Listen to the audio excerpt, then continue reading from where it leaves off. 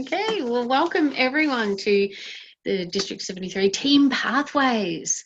And are you all, I'm sure you're all very excited. We might only have a very small band of us online today, but we're very keen and eager to learn all about Zoom. Now, for the uninitiated, Zoom is not something on your regular camera, and it is not when you just twist a knob and make your lens extend. We're going to talk about how we can bring ourselves to you in your home and have a meeting and be professional about it at the same time. So we've got some wonderful presenters today.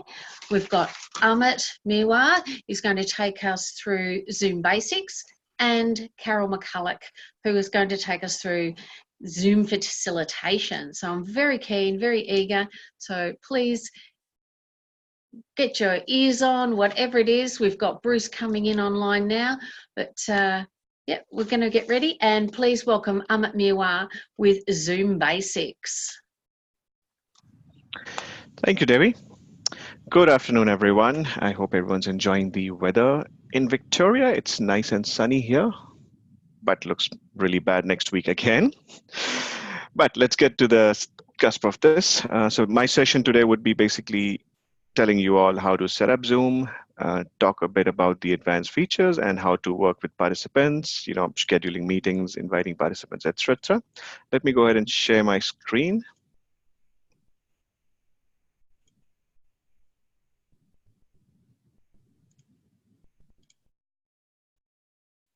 Okay, that should have come up. Can someone confirm if they can see my screen?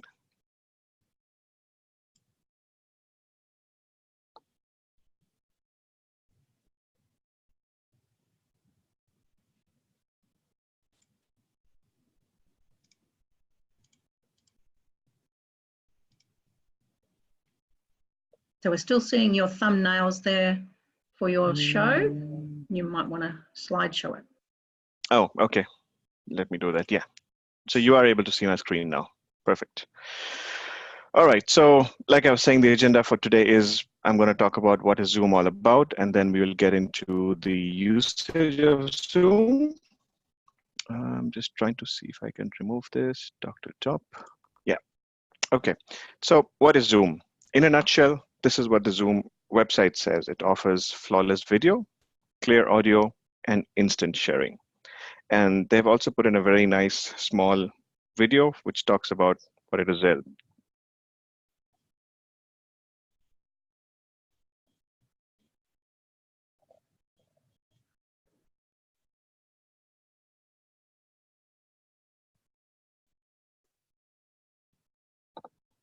We're not actually hearing the sound of that video. Oh, you're not, is it? No, you have to click the button at the beginning before you share your screen to turn on the video, the audio. Ah, okay.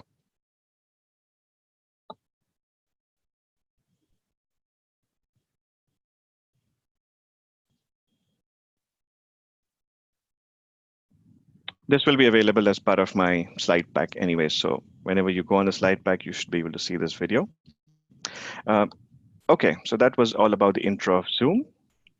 Now, the history of Zoom, it was founded in 2011 by Eric Yuan, who was basically the ex-vice president at Cisco and WebEx. So WebEx was bought over by Cisco just before that, and he decided to set up a new company called teleconferencing and online meetings.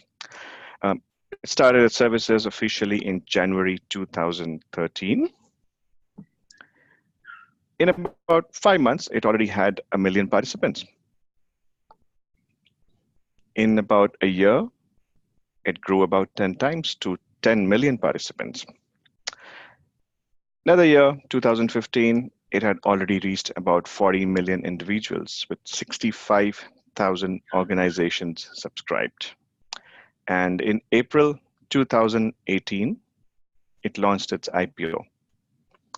And as of today, the value of the company is at $16 billion. So we are talking a company which went from starting in 2011 to 2019. That's 8 years, valued at $16 billion.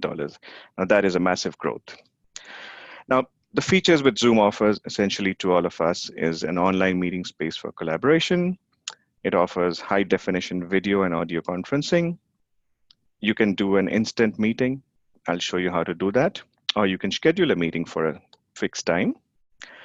You also have options to chat while you're on the meeting. It gives you a high quality desktop and application sharing like I'm doing right now. You can see the screen presentation that I'm giving. This is through Zoom. And you can also do your recording, and it also offers transcript services. On the recording front, if you have a free account, you can record it locally to your computer. Or if you have a pro account, it also offers you 1 GB of space to store your recordings to the cloud directly. Now, Zoom itself is a cross-platform usage. It can work across Windows, Mac, Android, and iOS. And that's the beauty of it. It simplifies everything for everyone, right from video conferencing to messaging across multiple devices. I believe we might have some users today on the mobile devices joined in as well, so you can see how seamless everything is.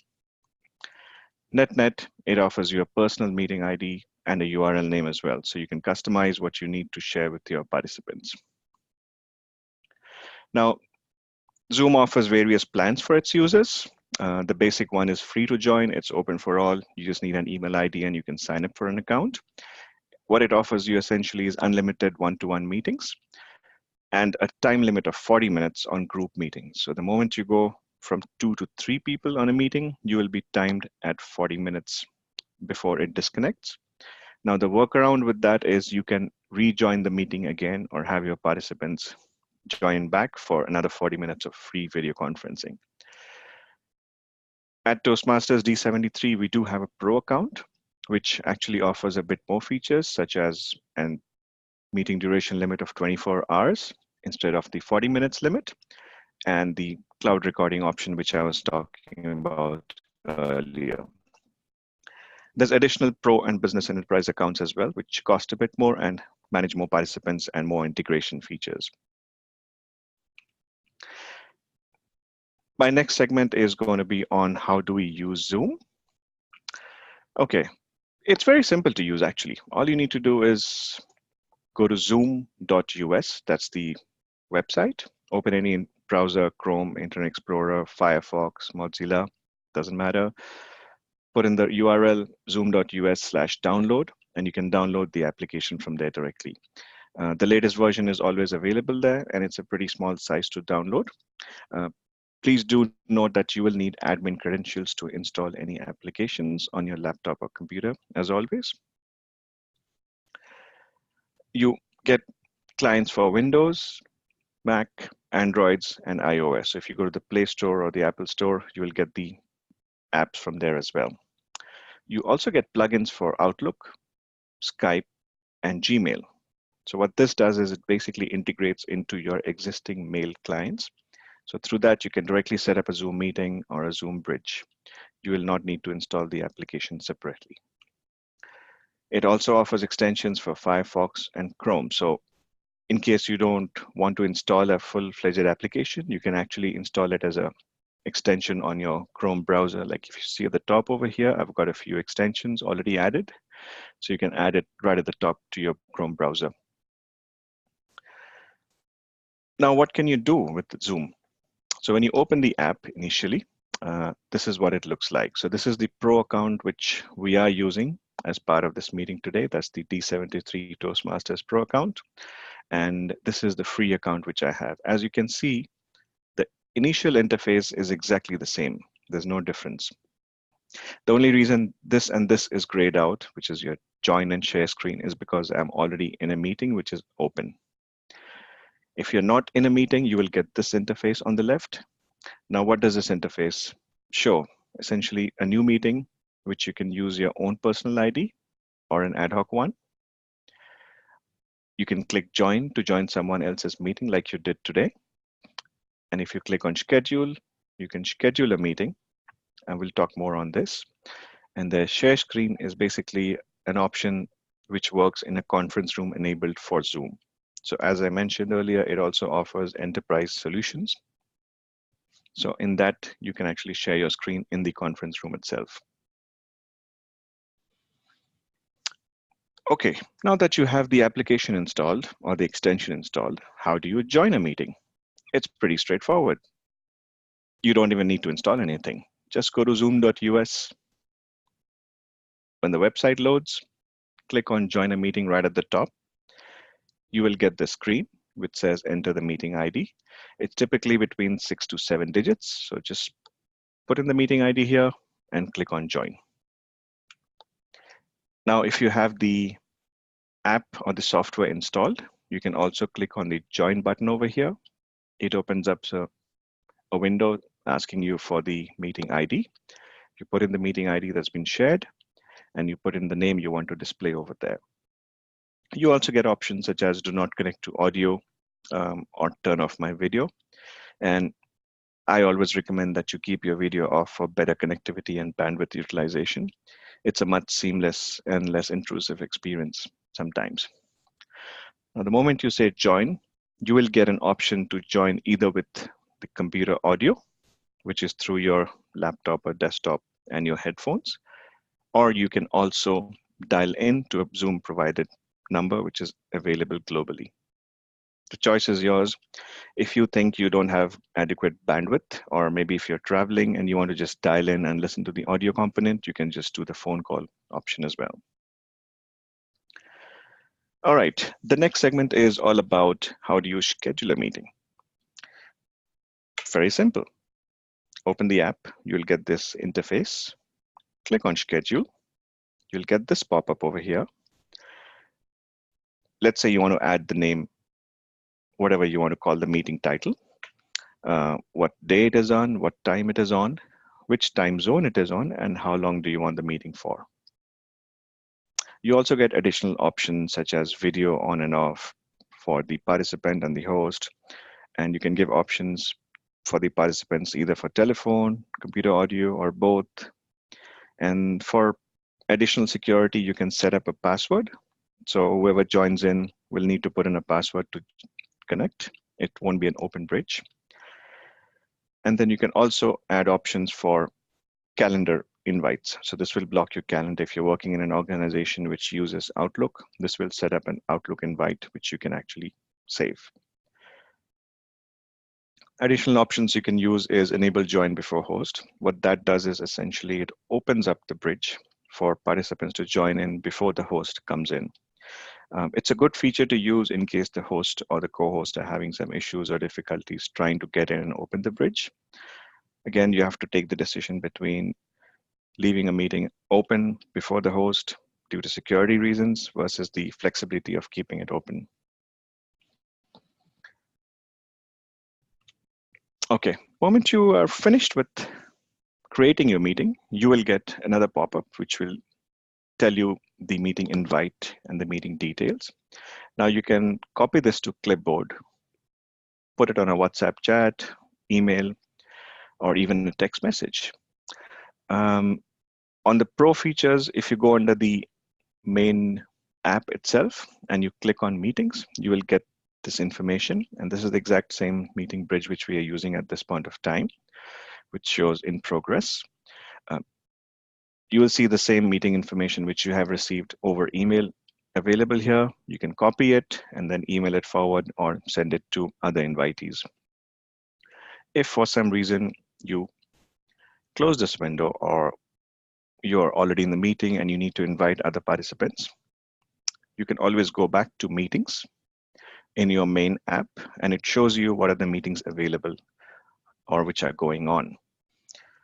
So let's say, for example, I need to add more participants at a later stage after sending the initial invite. So all I do is open the Zoom app, go to meetings, which is here, and then you'll see all the different meetings that are scheduled or in progress.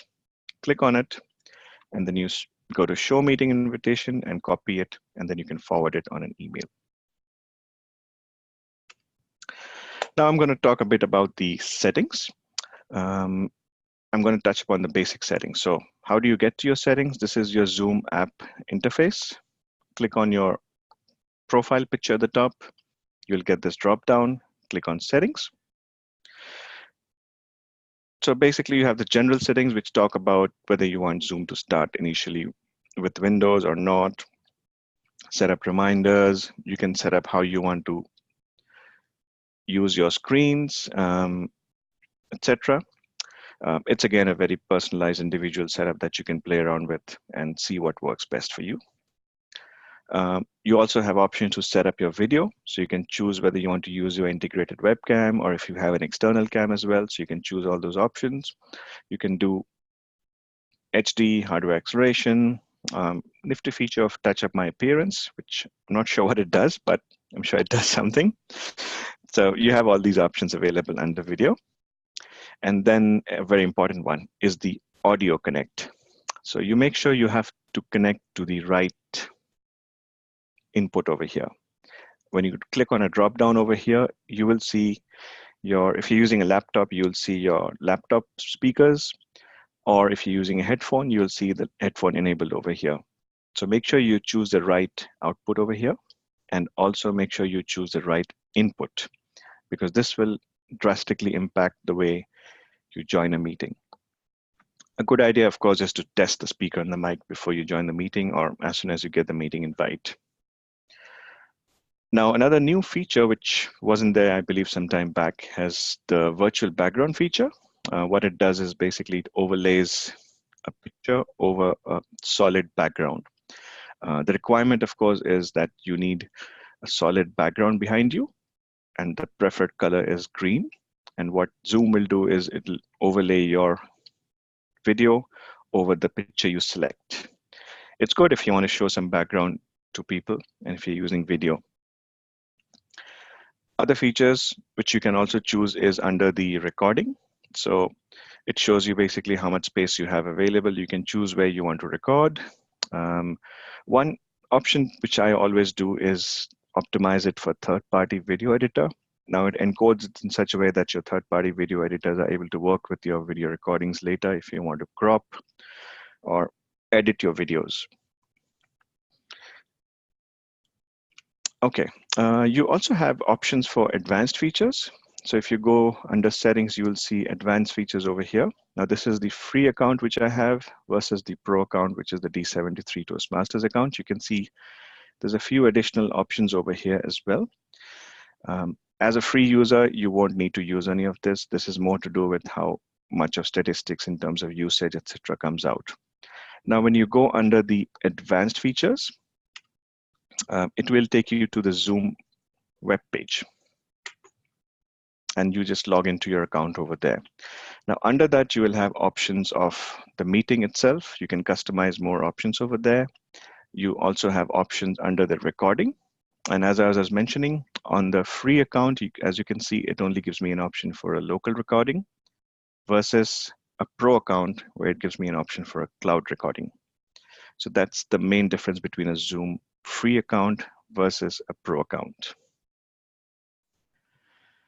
And then you also have options under the telephone, whether you want to set up toll-free numbers, etc., which regions you want to show it, etc. So it's very intuitive, totally customizable as to what you want to do with the features. I'm going to share a few pro tips as part of this meeting, how to host and join Zoom meetings. So one, of course, you need something with a very good internet connection. Make sure you get on an NBN or at least a 5 to 7 Mbps speed, preferably a stable connection. If you think you have a patchy network, try and get into a better network where you can make sure you don't have patchy network. As mentioned before, switch off the video for better quality and better experience. Use noise cancelling headsets. They do work very well. They cancel all the background noise for everybody else. Preferably don't use your laptop microphones or mobile hands-free, as they do pick up a fair bit of ambient noise. Connect on laptops or a dock with a big screen instead of mobile devices, because obviously the larger screen would be better to see any screen shares.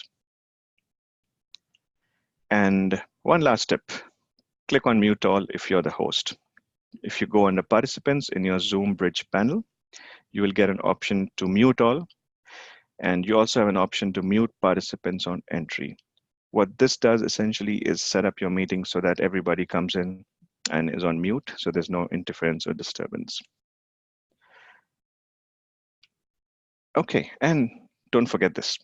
Before you start the meeting or you join a meeting, make sure you test your settings at least 10 minutes before. And my last slide is all about the support area. So if you go to support.zoom.us, you have all the options for support over there. You have live trainings available. You can contact them for support. You have a lot of videos, 1-minute video instructions on how to join, record, etc. And on the main webpage itself, which is zoom.us, you have a resources tab right at the top. If you click on that, you get these options, which says you can download the client, you can look at tutorials, join any live trainings that are coming up, and any events that they're having.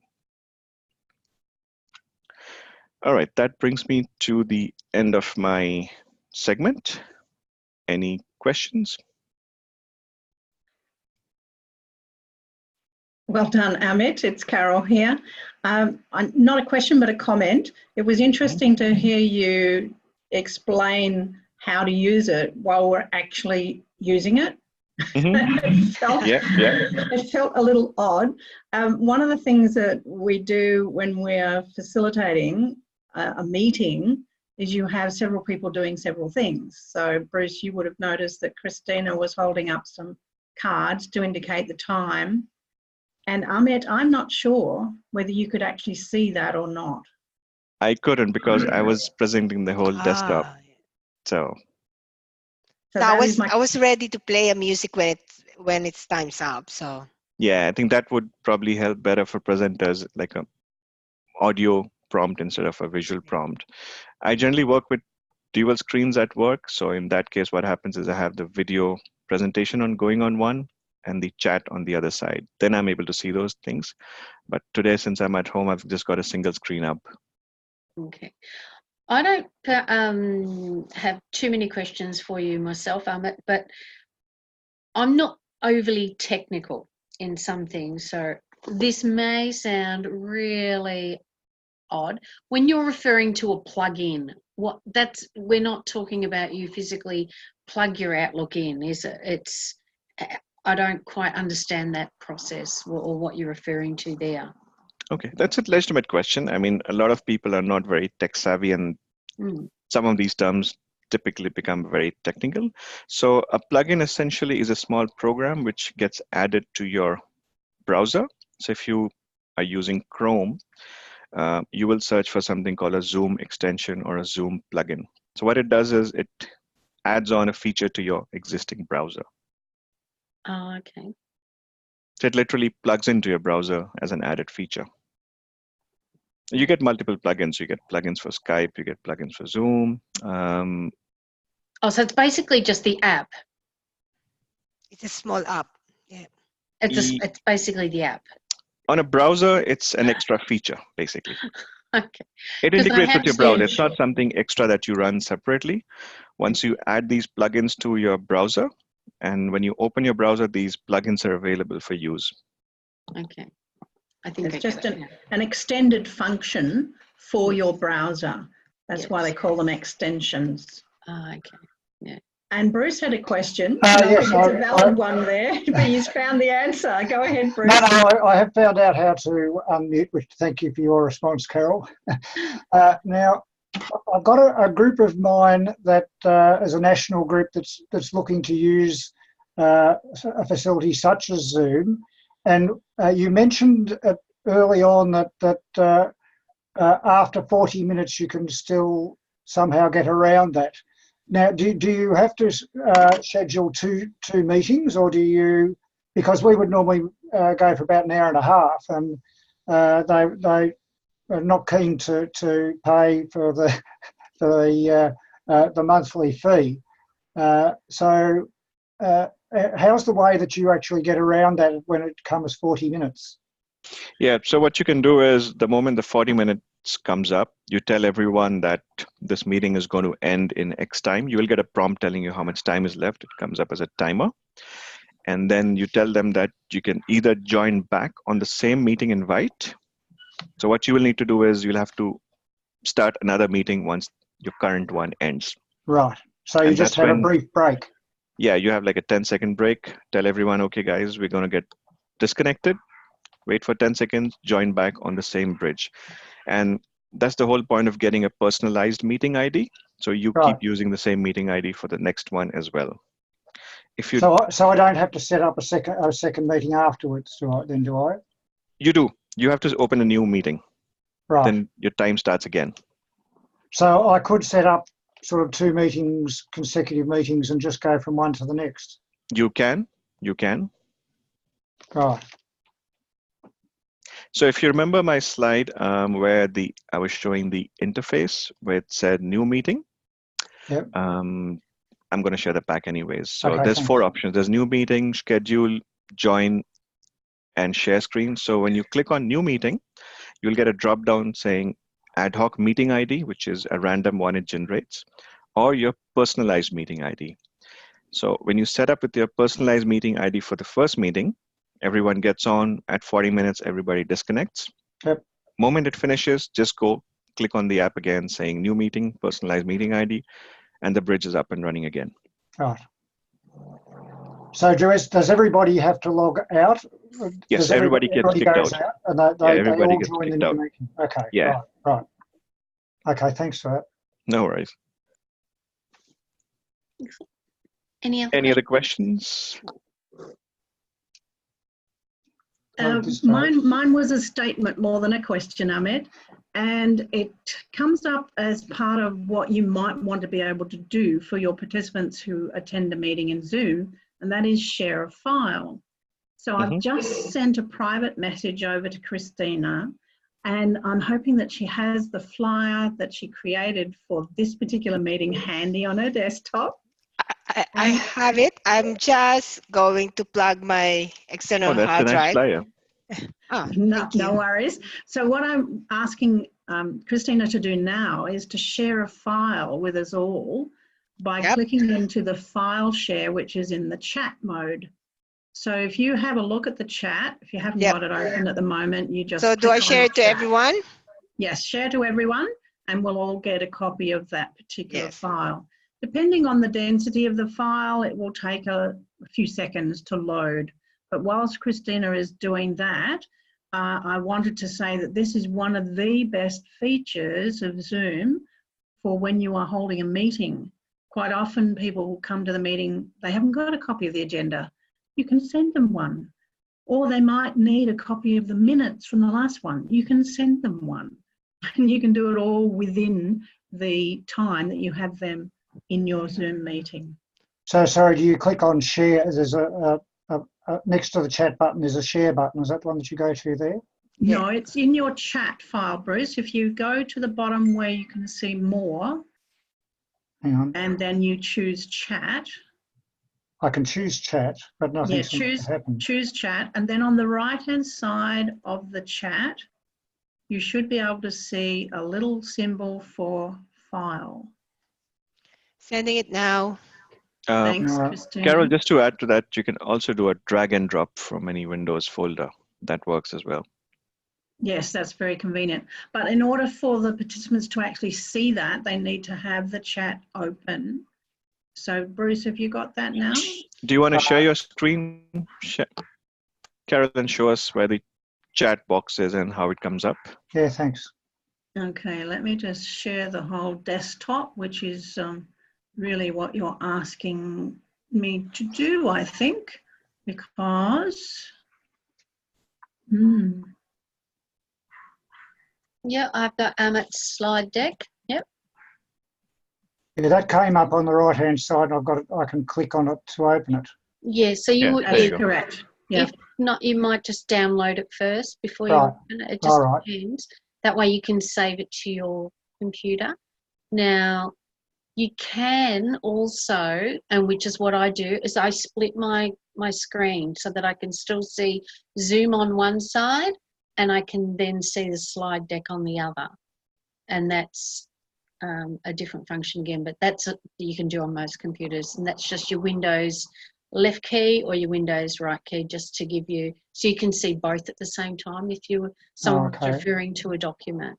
But that's Not a Zoom function, that's something in addition. It's separate to Zoom. It's how you manage your screen real estate.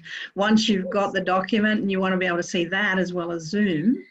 So at the moment, Bruce, you might be in full screen view of Zoom. You can reduce that if you need to. In the normal way, you can see at the top right-hand side. Right, yep. And then if you have something else on your desktop that you want to look at, you can do as Debbie suggests, have them side by side. Because it's fine to send someone an agenda and then they're looking at the agenda and they're not going to be able to see Zoom because they don't know how to manipulate their screen at the same time. Oh. So while it's not a Zoom function, it's something Windows functionality. That was useful, Debbie. Thanks. I generally work with dual monitors, so I never needed to use it, but yes, but if works good with the single one. Yes, but for most people, I mean, I use dual at work, and I still split my work screen sometimes. So, and in Toastmaster meetings, what often happens with online clubs is that they might share their screen of a view of the agenda and go through that process of making sure all the role takers are present and everyone can see the agenda that's being shared on the screen. So that's another way to use the share function, because the share function that Amit was demonstrating today was for his slides, and that's one thing you can do. The other is you can share a website, or you can share a document of some kind so that everyone sees it. So I'm still not sure. I'm still not sure how I would upload a file. I click on chat. Yeah, and on the right-hand side, can you see? And then there's a right-hand panel on the side. Yeah, and where you see a message to everyone. Yeah. Over to the right of that, there should be a little symbol for file. There's something that says more. I can. Oh, click more. So so down. Yeah. Oh yes, click more and then share file in meeting. Yeah, go. Yes. Okay. Right. Of course, that's slightly different because you don't have a pro account, and I'm looking at a pro account. Oh, okay. My file share is in a different place. No, that's okay. That's okay. At least I found it now. Thanks. Okay, and whilst you're over there in that more button, you can see other things that you can do in the chat. I can save chat or save file in meeting. Is the only two options that I've got there.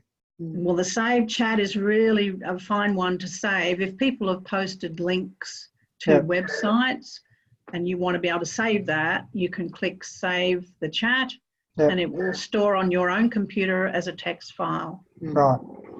Okay. But it will only save from the moment you entered the Zoom room. So there's text in there. There's text in there earlier on in the chat box. You wouldn't have access to that. That's correct, Carole, isn't it? It's only from That's correct, yeah. Yes. Right. So if you arrive 5 minutes late, then you can only get from where you've joined. Correct. Yes. That's right. So you might then ask the presenter to post that link again for the latecomers. Right, okay. That's part of the facilitation role. And I guess that's a really neat little segue there to what I want to present. Segue. So thank you very much, everyone, and in particular, Amit, for sharing your slide deck, sharing your knowledge, and welcoming us and enlightening us more to the world of Zoom. But to take us further into that, we're now going to have Carole, and she's going to show us more about how to facilitate Zoom and make it more effective for us, not just for ourselves, but for our clubs, and how it can benefit us in real life. So thank you and welcome, Carole. Thank you, Debbie. Hello to everybody. And Hi. Christina, the same times for me as you gave to Amit would be fair. And yes, I will be sharing some slides in a moment. So if you can make an audible sound for me as well, that would be great. And before I share those slides, I just wanted to say to you, and for those who are watching this later, I can't get by without my Zoom. Do you remember that ad? I can't Yes, get yes. by without Without my my mum. mum. That's right, yes. Well, I can't get by without my Zoom. I use it for nearly everything that I do on a daily basis regarding my tuition, my mentoring, etc. And for Toastmasters in particular, I'm now encouraging club executives to use it for their executive meetings, especially for those who meet in regional areas where going out again on the country roads at night, battling the kangaroos might not be their preferred option. We could hold an executive meeting using Zoom. And I'm happy to say that all of my clubs here in North 29 are very happy to do that nowadays. And I use it for my area director council meetings. So that's been a real bonus for me because we have our clubs spread quite widely across our geographic area. And even for those clubs that meet in City Central, in Melbourne or in Adelaide or in Tasmania, I'd still advocate that you can run your executive meeting online because it's convenient. Many of us who have young families might prefer to meet online rather than to go out and perhaps need babysitting or interrupt their family lives again. So I see Zoom as a really valuable tool, and not only that, it will become the method by which we will do our training and our learning in the future in Toastmasters. Yes, I'm here to say that that is a huge potential coming soon. Can you imagine, for example, being able to attend club officer training in Zoom? We have had some people in District 69 trial that, and we're waiting for word from World Headquarters to say whether or not they sanction it for everybody. So that is a huge plus. If we can get that through, that will be such a huge difference in running our club officer training. But now I'd like to go forward and explain to you what you need to do in order to prepare and to facilitate when you're in a Zoom meeting. And one of the things that we need to do often is share slides. We often see that in training sessions. In Zoom, you need to have those ready in the background on your desktop. And my advice is that you have them already in PowerPoint slideshow mode. And if I share now with you, you'll be able to see what I mean. I have my slides ready to share with you in slideshow mode. What that does for me is now puts all of you and your images on the right-hand side of my screen with the PowerPoint slides showing the bulk of the real estate on my windows. So I'm assuming, you can nod if you can see my slides there, Bruce, that when this happens, it's smooth. People know that they're about to see a presentation by the presenter using these slides. Now, I also have to say that PowerPoint is my really best friend. And we love using them in Zoom because they make such a difference to the way in which you can explain things. Just as Amit did a moment ago about the nuts and bolts of Zoom, I'm going to just use it to prompt me in talking about facilitating and managing an online meeting. And by the way, I'm using this presentation as my project from a path which is called Manage Online Meetings. So I'm fulfilling two things as I go today. For me, the best advice that I can give you is 3 Ps. Need to know what your purpose is for having your online meeting, how to prepare for it, and how to help your audience participate in it. You want to have a lively and engaging Toastmaster meeting, or you may want to have an executive meeting. They have different flavours, but nevertheless you prepare and you make sure you know what the purpose of that one is. When you're preparing, you need to take time to delegate some tasks. So before our meeting today, we delegated the role of Toastmaster to Debbie, the role of timer to Christina, and the role of recorder to Amit. You might also have other role players. You might have someone monitoring the chat. So having someone looking carefully for any questions that might pop up in the chat. And then thirdly, how do you help your audience participate comfortably with interactivities, just as we did with you, Bruce, in showing you how to use some of the functionality of Zoom. Quite often what we do in online club meetings is to have 20 minutes prior to the start of the meeting to help with all of those technical issues. Now, Debbie and I are both in the same, have been in the same online clubs, and we've experienced that. But it's a bit like having your networking before a regular meeting where you're getting to know people. And that's what we do in our first meet and greet segments of a Toastmaster meeting online. One of the other things you do to help that participation is that you use more of an inclusive facilitation method.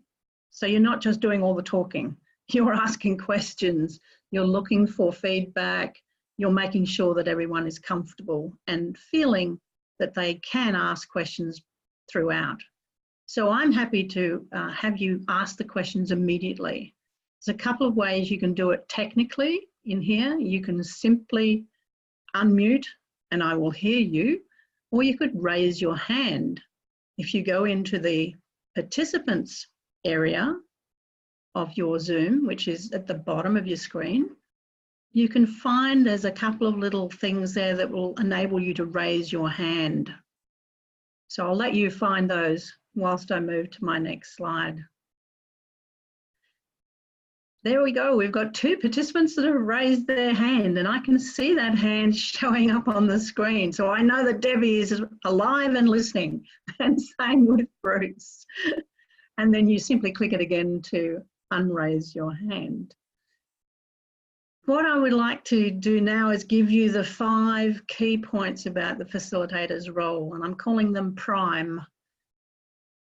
That's an acronym for what I'm going to show you. So first of all, the P, you need to be able to present online effectively. And there's an art to that. We're trying to demonstrate some of that artwork today to give you an overview of what it feels like. So not only am I sharing my screen, I'm trying to smile at you and look into my webcam to make sure that I'm making eye contact with you. That's another skill that you need to point out for yourself when you're presenting online. Secondly, you need to run the session. You are perhaps the same as a Toastmaster of the day. It's your job to run the session and to provide the segues in between each of those, which is what Debbie has been demonstrating for us today already. And the I, inspire participation. We don't want people to sit back and think, oh, I'll just turn off my screen and do my knitting. We really do want people to participate and to ask questions and so on. We also need to manage it professionally. If we're running a Toastmasters online club meeting, it needs to be as professional as we do it in any club meeting. If we're running a business meeting, we definitely need it to be professional. So we're looking for those things that we do and say that are more politically correct to be professional. And all the time we're trying to engage the audience. So there's a lot to do. I'm looking, for example, at my slides, at you in the video screens. I'm looking at my time and my web camera, and I'm looking at my controls. It's very, very busy. So there's a lot to it. So if you're preparing yourself for your online meetings, you need to do a couple of things. And one of those is what Amit has very skillfully done for you today. He has prepared you so that you know how to prepare your computer. You need the Zoom launcher, or you need to know about Zoom. You need to know where to find it. Then, of course, you prepare yourself. Now, both Amit and I have prepared our slides in the background, and we have had those ready to share with you today. And if you're running an executive meeting, you need to have all that paperwork with you and make sure that you're ready at the time you log in. Nothing new here. It's not rocket science. You also need to prepare your accessories. For example, I'm noticing that Bruce is wearing a headset, a very sensible thing to do if you've got ambient noise that might distract you in your room. Or you might use earbuds. I'm not sure if you're wearing them today, Debbie. No, can't see them, and I'm not either. But if you need those for whatever device you're using, make sure you've got them handy. For example, if you're on a mobile device, you would be much better to have a set of earbuds to make sure that we don't pick up the noise of the traffic if you're in your car, etc. So make sure you've got those accessories with you. Now, what about the sort of knowledge that you need in order to become a facilitator online? Now, I've been doing this for many, many years. I've used so many different types of software, but I have to tell you that Zoom is possibly the best that I've ever used in terms of its friendly manner in which the participants can use it. Other pieces of software have required downloads, expense, and often dysfunction. In here, everything is functional. So you need to know about your Zoom software. So not only do I advise you to have a look at the slides again that Amit has shared, go over to Zoom support pages and have a look at what they provide so that you're very familiar with the sorts of things you can do in a Zoom meeting. You also need to have basic knowledge of meeting protocols. And if we don't have those yet as a Toastmaster, then something has gone very wrong. We are very aware of what meeting protocols are required. So as Toastmasters, that's a given. But if this is new for you in your business, you would need to acquire those skills about what are the meeting protocols, who gets to speak, who gets to time, what do you do with your decision making, who takes notes. All of those things need to be a known thing for you as the facilitator. And your skills, what about those? What do you need to know to do? First, multitask. I think that this is a very important skill. You need to be able to do a couple of things. You know, you might be watching today, Bruce, but also taking some notes. You might be writing those down. You might be exploring something else that we've asked you to explore. So multitasking efficiently is certainly something you do as a participant. But multiply that now for the facilitator who has done all of the prep, is showing the slides and is watching and making sure that we've got engagement. We're doing all these things concurrently. And as Amit was describing before, need to be able to manage the screen elements. Now I'm just using one little laptop screen today. I don't have my large screen connected because I find that too distracting, looking to two screens. But within Zoom, I need to manage the screen elements that I have currently shared with you. And of course, you need to be able to speak clearly. If that doesn't happen, then you've lost your audience and you'll just have a row of empty seats and no one really paying much attention. So I think that these are very important to point out for those who are about to embark on using Zoom for their meetings. So here are my top 10 tips for a facilitator now, and I will share my slides with you, and I will also happily point out more of these tips for you on a personal basis if you need them. Firstly, prepare. Nothing worse than coming to a meeting where the facilitator is not prepared. You lose time and people get a little disgruntled. How many meetings have you been to like that in the past, in reality? Online, it's worse if you're not prepared. We always suggest that you arrive early. We need to set things up. We need to make sure the room is open, that we're ready to record, that we have our slides ready. So arriving early is very important for an online facilitation role. For example, today I had the room open about an hour before you came in. One of the reasons for that was that we were doing a little bit of prep in the background. We also had a very brief team meeting prior to our presentation today. So arriving early was important for all of us. At the beginning, of course, you introduce yourself. I don't think I did that today. Hello, everyone, I'm Coach Carole. That's normally the way I begin. If you are running a meeting where you don't know the people in your audience, that is an essential to do. You need to model the best practice all the way through. So your ability to use the function of the Zoom whilst you're explaining it helps you to model best practice. And in your facilitation role, you need to help others because you're really allowing them to see how you do it, and maybe they will emulate what you do for themselves. I try to advocate that you need to be visible. Now, I heard Amit saying that you need to often turn off your video. However, for me, when I'm presenting, and if my connection is strong enough, I like to be present. I like to be visible.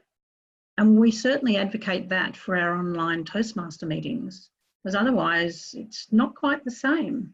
We need to see the smiling faces and be sure that people are actually participating in this meeting. So the facilitator needs to do that too, be visible. If you don't have a TechSmith on hand, then you as a facilitator may need to assist with technology as well. You know, when Bruce asked the question, how does he turn on his audio? Then I stepped in to give him the answer.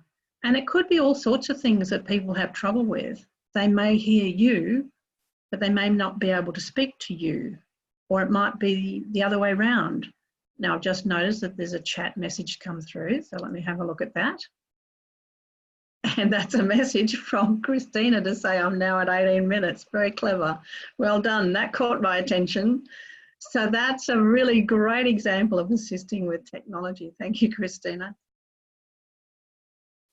The next one is you provide segues between each piece of the meeting. In a Toastmaster meeting, as the Toastmaster of the day, that's pretty simple for us. We know what we're expected to do. But in a meeting that is an executive meeting, you still need to provide those segues, especially if people in your executive team are asking questions and they need to have an answer, or if they are wanting to move on to the next bit and you want to make sure you finish on time, you need to provide those segues. You need to monitor the chat, and that's exactly what I was doing just now. Because often people who come to a meeting might not feel brave enough to ask their question in voice. They may prefer to do it in text in the chat.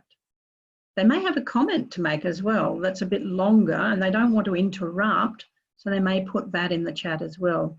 So I invite you to do that. Put something into the chat right now as a comment and just have a think about what it is you're learning right now and comment on that in the chat.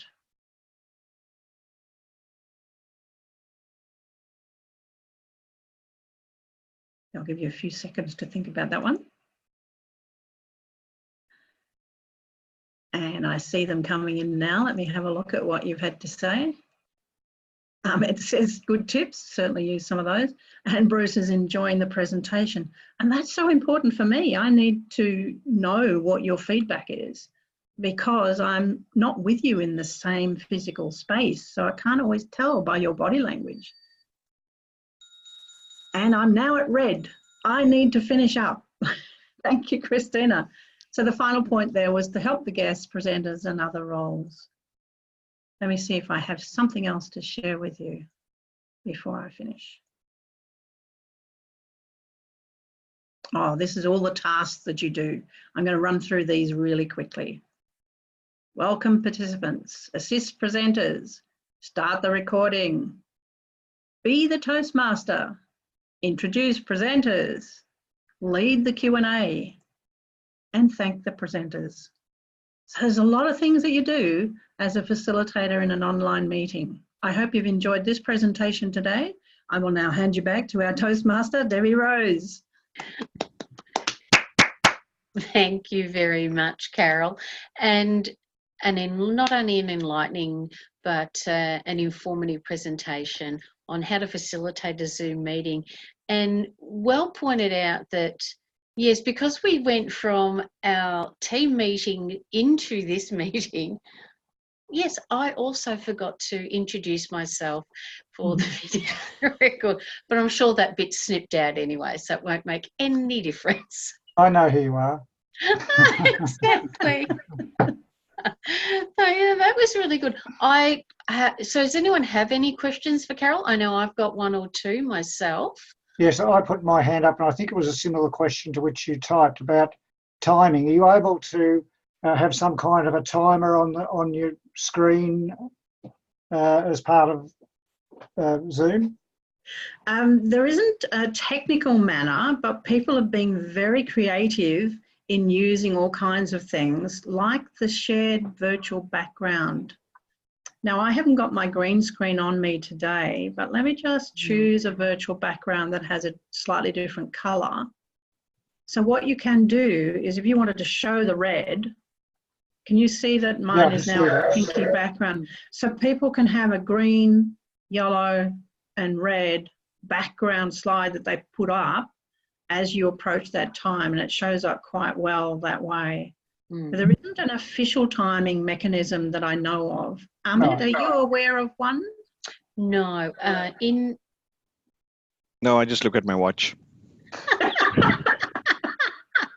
The question I was actually asking was, with your PowerPoint, when you're sharing it as your slide deck, do you set that up to auto time for every 20, 30 seconds, or when you finished speaking, you just click over and move to your next deck? Okay. I use the second method that you mentioned there as a preference, because often you need to be aware of the segues that are happening. It's not going to go according to time. Yes. If you've got an interactive session, yes, then you need to be in control of your slides and click them forward as you go. And yes, sometimes you need to be able to go back. You need to be able to re-emphasize something. If someone asks a question, you need to be able to go back. So no, I don't set them up as a timed one. Okay, excellent. Yes, and it's not a picture kucha, so yes. No. Okay. Now my other question personally for me, but as part of the overall presentation when you're online, such as this, do you memorize your presentation? Do you have it as an auto cue? Is there something that you use? No? Just all? I used to. Yes. I used to have my notes and I would have them here on a document holder beside me. Yes. That was when I was really new at what I was doing. Now I know generally what I want to say, because in constructing my slides, I'm actually practicing the presentation over and over again. Yes. As I'm constructing what I want to relay to my audience. That's so no, I'm much better if I'm on the fly. Yeah, I was having to read comes out. I was really advised flat. I need to get a teleprompter, and I'm thinking I don't like that. That's a bit sterile to me. Yeah, it makes it sound like you're reading. Yeah, which is hard not to do unless you are a skilled TV presenter. Yeah. And I did have someone say once that they thought I was reading because I was focusing on making sure I was looking at the screen. And some people, to make sure they look at the little webcam at the top of my screen, I actually have to have a little sticker Can you imagine? Up the top here. Look here, Carole. Exactly. But the tendency is to look down because you're looking at the people in the meeting. And so quite often that will appear like I am looking too much down. Or they think you are reading because you are looking down this way, but you're not necessarily reading. Yeah, excellent. And for those of us who wear spectacles, being able to move around to avoid the reflection is really good. And I need to have a darkened room because if it's too bright, then I've just noticed I got my blind up, which is why I'm going into all kinds of different shades of light and dark. That's right. So your background ambient light is very important too. Yeah. But we're at the top of the hour, Debbie. Yes, we certainly are. So unless there's any additional questions. Can I just ask one other question? And this is probably an additional complexity. The group that I am looking at using this for is a lay preachers group, and they like to start with a time of worship. So would I be able to play music and show words? How would I play music and get that coming through? Here's an example. It's a bit like what Amit was showing you with his first slide, which was a little video. Right. We couldn't hear the sound. There's one very important tip. When you're sharing your screen in Zoom, I'm just reminding myself now. Yeah, there's a share computer sound option at the bottom. That's it, yeah. Yeah, I missed that one. I thought I clicked it. So for you, Bruce, you might have the music embedded on a slide. Yep. And then when you click play, they will hear it. Right. But when you're sharing it, you need to make sure that that share computer sound is on. Do you want to have a look at it right now? Click the share button at the bottom of your screen. Actually, I Bruce, see. Are you going to be sharing the audio through the I computer? would be sharing the audio from my computer. Okay. What you could also do is just play it on the speaker and it should get picked up from your mic directly into the meeting. Okay. That's one option as well. Right. Yeah, I could do that. Oh, cool. I've learned something else. I'll have a bit of a play. Try it out. Yeah, look, you can do that in your free account as well. Yeah. But to make sure that the sound is sufficient, check your audio on the computer itself before. Right. Because that's something else I should have said, and I'll add that to my slides. Check that your speaker, headphones, etc. is at least 70%. Otherwise, your voice will be too soft. And if you're trying to play something else from your computer, it's too soft. Sorry.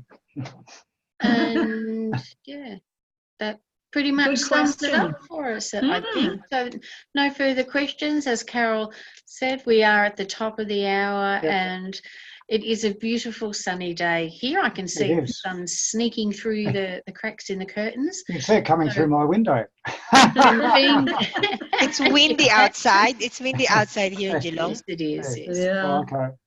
And being the first day of daylight savings, you all get to enjoy some additional sunlight today. So please go outside, enjoy the sunshine. Yep. And thank you all very much for attending today's Zoom lesson with Team Pathways. Thanks, Amit. Thanks, Carole. Thank you, everyone. Good. Bye. Bye. Right, stopping the recording now. Thanks.